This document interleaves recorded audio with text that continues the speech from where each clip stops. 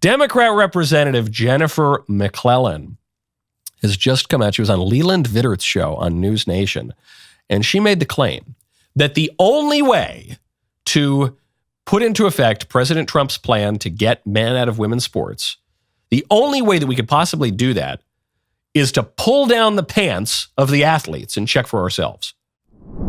I don't think that the American people want school professionals pulling their children's pants down to determine what sports team they should play. No, how do you enforce that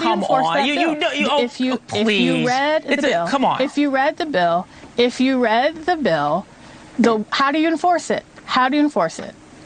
Come on, you know what people, you know what sex is on someone's birth certificate, and you say if it's on your birth certificate, if you're a boy, you can't play in girls' sports. It's pretty simple. It's a completely false talking point. Come on. It is not a false talking point. You don't want to accept it, we can move on to something else. But the only way to enforce that bill, in many cases, it allowed people in schools to pull children's pants down to determine what sex they are. Okay, a great response here from Leland, who, by the way, is not like the most red meat bomb-throwing right-wing Republican or anything like that. He's a pretty fair news guy. And he comes out, and this Democrat rep says, what these Republicans want to do is pull down kids' pants. And that's the only way. And he just goes, give me a break, lady. You pass a law that says that men can't play in women's sports, which by definition exclude men, until the social engineers now want to blur the distinction between men and women. So there was already a legal right for women to have their own sports leagues. There was already some way that we were able to tell the difference between men and women so that the men wouldn't play in the women's sports league. That was true until 5 minutes ago. So what, were we pulling everyone's pants down in schools before? I don't think so. We were obviously able to tell somehow. Now this woman is being obtuse and she's saying there's no way to tell. And Leland points out, he says, we have birth certificates. But in fairness, the Democrats have also tried to compromise birth certificates. They've tried to allow people to change their birth certificate to pretend that they're the opposite sex. So, in fairness, birth certificates are not totally reliable these days. But we also have genetic testing. If it really comes down to it, you can just, you have to take all sorts of medical tests to go to public school in this country anyway. You have to take all sorts of vaccinations, undergo all sorts of medical exams. So I don't think it would be that hard. Just check someone's blood and say, oh no, yeah, it's a dude, or that's a chick, in a real margin case. But also, it's not going to really take it that far because, one, we live in a society where people are not lying all the time. So, probably like the parents will fess up. Probably people live in communities, so they remember. They say like, hey, Jane over there, she was Jack until like a week ago. So I can remember that. But also,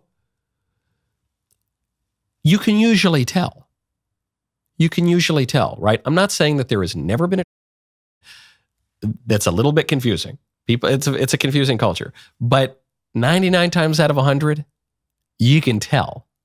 They're not fooling anybody. Actually, it's ma'am. No, I don't think it is. And you don't need to pull someone's pants down to know that either. You can tell. If we have so lost our prudence that we need to pretend now that you have to examine someone's genitals to know if they're a man or a woman, then I guess we're not capable of self-government, right? But I think we can. I think we can tell. And this woman's point is well taken. The one good point that she's making is we live in a culture right now that is so intentionally confusing that we can't trust typical long-standing markers of truth like birth certificates. That's not an argument to further the confusion. That's an argument to clear up the confusion that the libs have recently put into place. That's an argument to not let people change the sex on their birth certificates to align with rather than reality. This is the same argument people make about marriage. When I say, marriage is good and it's meant the same thing everywhere for all of human history until about 5 minutes ago. So it's not, we don't hate anybody. We're not phobic. When we say that two fellas can't marry each other, we're just saying that is not within the definition of marriage. Like it's not phobic or irrationally hostile and antagonistic to say that a circle can't be a square. It just isn't that. It's not squarophobic. It's just that's not what it is.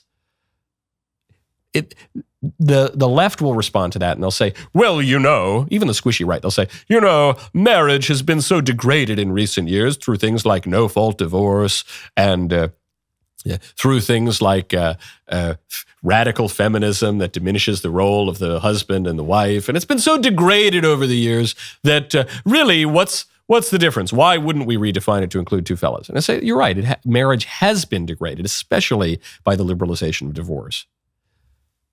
That's not an argument for further weakening or even abolishing marriage in our law. That's an argument for strengthening marriage. If you're telling me that an institution has been greatly degraded previously, then we should strengthen that institution. We shouldn't totally abolish it. Well, we can't even really trust the birth certificates anymore to tell us who's a boy and a girl. Okay, let's fix the birth certificates then. Shall we? Let's not further confuse people. That's crazy.